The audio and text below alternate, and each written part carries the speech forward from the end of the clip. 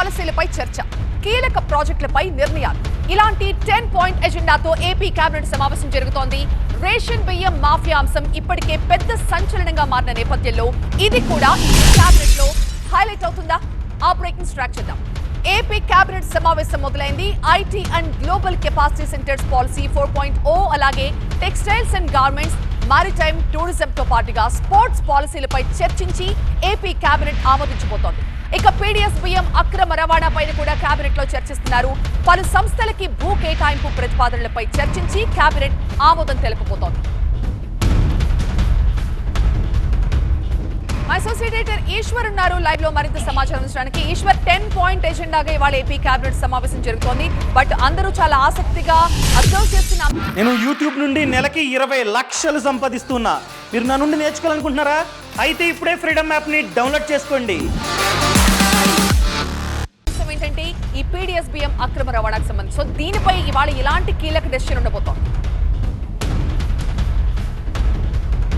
ఖచ్చితంగా వాస్తవానికి ప్రతి 15 రోజులకు ఒకసారి జరిగే కేబినెట్ సమావేశాల్లో ఇప్పటివరకు వీలైనంత త్వరగా వేగంగా నిర్ణయాలు తీసుకోవడానికి కేబినెట్ సమావేశం తరచూ మీట్ అవుతుంటే బాగుంటుందన్న ఉద్దేశంతో ప్రతి 15 రోజులకు చేస్తూ వస్తుంది. తాజాగా చేస్తున్న క్రమంలో అదే క్రమంలో భాగంగా రాష్ట్రాన్ని పునర్నిర్మించాల్సిన అవసరం ఉందని ప్రస్తుత ప్రభుత్వం భావిస్తోంది. గత 5 సంవత్సరాల్లో వేగంగా ముందుకు తీసుకెళ్లలేని పాలసీలు ఉండడం వల్ల వాటిని రిజనరేట్ చేయకపోతే ముందుకు వెళ్ళలేమన్న ఉద్దేశంతో భారీ ఎత్తున పాలసీలన్నింటినీ రీఫైన్ చేస్తోంది. దానికి సంబంధించి రీట్యూన్ చేస్తున్న నేపథ్యం కనిపిస్తుంది. ఈ నేపథ్యంలో చాలా కీలకమైన 5 పాలసీలు ఈరోజు ప్రధానంగా ఐటీ పాలసీ, ఎందుకంటే రాష్ట్రానికి సంబంధించి ఐటీ ఒక పెద్ద ఛాలెంజ్గా రాష్ట్ర ప్రభుత్వం తీసుకుంటుంది.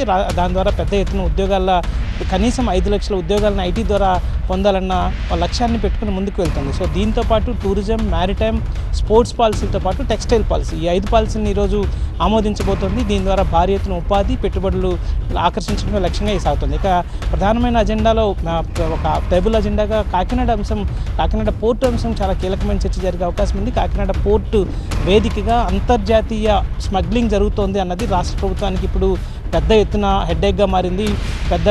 రాష్ట్రానికి ఒక పెద్ద ప్రతిష్టకి మచ్చగా కూడా ఏర్పడిన నేపథ్యం.